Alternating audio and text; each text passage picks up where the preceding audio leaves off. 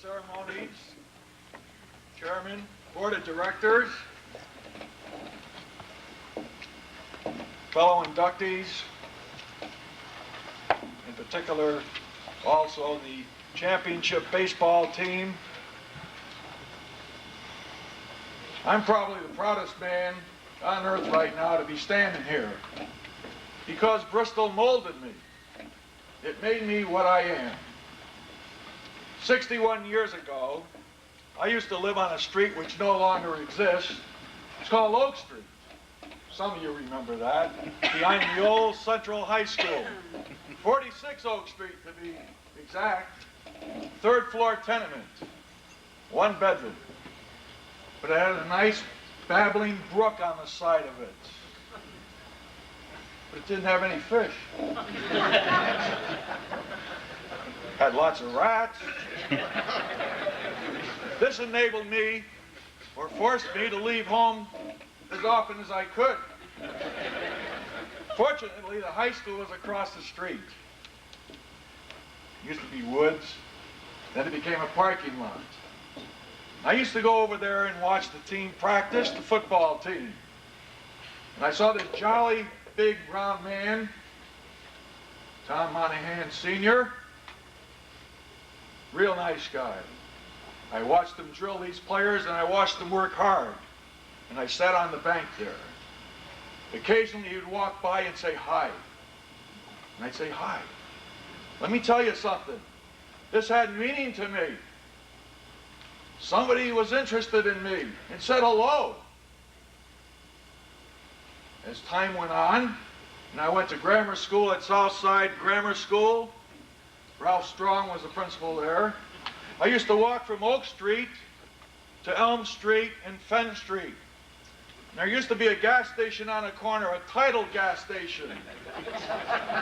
You know where I'm going, right?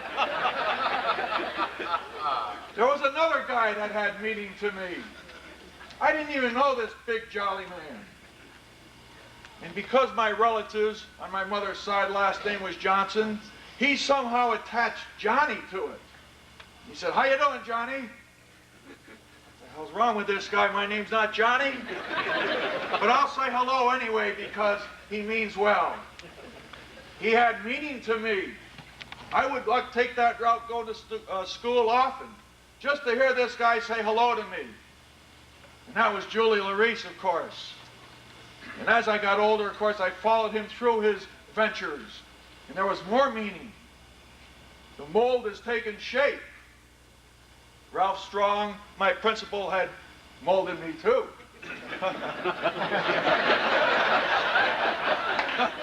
I guess he did. Yeah. Many times I signed my own report card. Why not? But he forced me to go back home when my mom was there for her lunch period or lunch break and get her signature. And I came back. I also played the violin, believe it or not, at that time. And one day we had a baseball game time. I wasn't a good baseball player, but I did try. And I came with my uniform on, but I didn't bring my violin. He called me in the office. He said, "Al, where's the violin?" I said, "It's home. I got a game tonight." He said, "You're not playing. You're playing in the orchestra, the violin." He said, "Go home and get it." I said, "No." He said, "You go home or you're in trouble." So I went home and got my violin. Okay? I went to the orchestra practice with Victor Macelo, I believe his name was. And Mike Macelo, okay? And we played. Then I went to the ball game. And I walked to Muzzy Field. It was the last of the 8th inning. The coach said, "What are you doing here?" I said, "Ralph Strong said to come." He said, "Well, it's over with. Go home." So I went home. But anyway, I don't want to take too long here to emphasize how important these people were in my past. Okay? They molded me. They made me basically what I am today. Lest we forget, beyond that, as I went from grade school to high school, and I was kind of lost in that period, interim period, and it was in my sophomore year, I believe, as I was crossing the Boulevard Street Bridge, and a car stopped. Said, "Would you like a ride home?" I said, "Sure." and I looked, and I wasn't sure whether or not to get in. And it was Coach Tom Monahan, Jr. You remember that, Tom? No, I'm sorry, Al. Okay. That's what happened with Tom when he coached when we played. I asked him what the play was. He said, I don't know.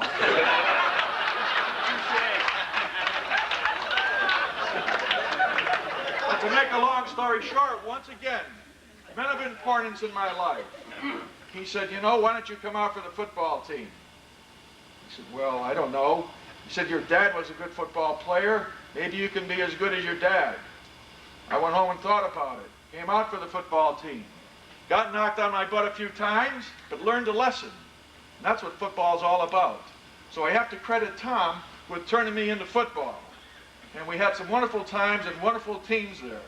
And tonight I had the opportunity to meet with George Redmond, who was a halfback in the backfield. He did one heck of a job. And I know there are some other athletes here I probably played with that didn't express themselves, and I certainly have enjoyed playing with them. Of course, after that, I went to college. Tom helped me go to college. We had a little trouble at Syracuse. My intent was to go to Fordham, but Fordham dropped football at the time, and I'm very happy I went to Syracuse, went to a couple bowl teams, played with Jim Brown, then went up to Canada and played up there. It's been a wonderful life. It's time for me to end. I thank everybody here. I also want to thank three people that played a very important part in my life when my dad wasn't around to help me. It's my three uncles, Charlie, Ted, and Danny. If they can just stand up, please. Thank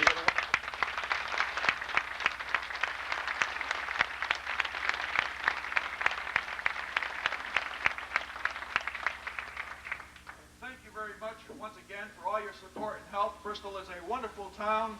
Volunteerism has to continue and increase. I've looked at the program by the board and John Fortunato and Bart and so forth and the chairman, and they're on the right track, but they need more volunteers and more money. And I'd like to end it with one thing here that a fellow said. He used to come to every game we played when we played Army while I was at college, Syracuse Army game. My coach was a military man, and this coach was, he wasn't a coach, but he was a military man. He was there for every game with Syracuse, and it was General MacArthur, and he said, old soldiers never die, they just fade away.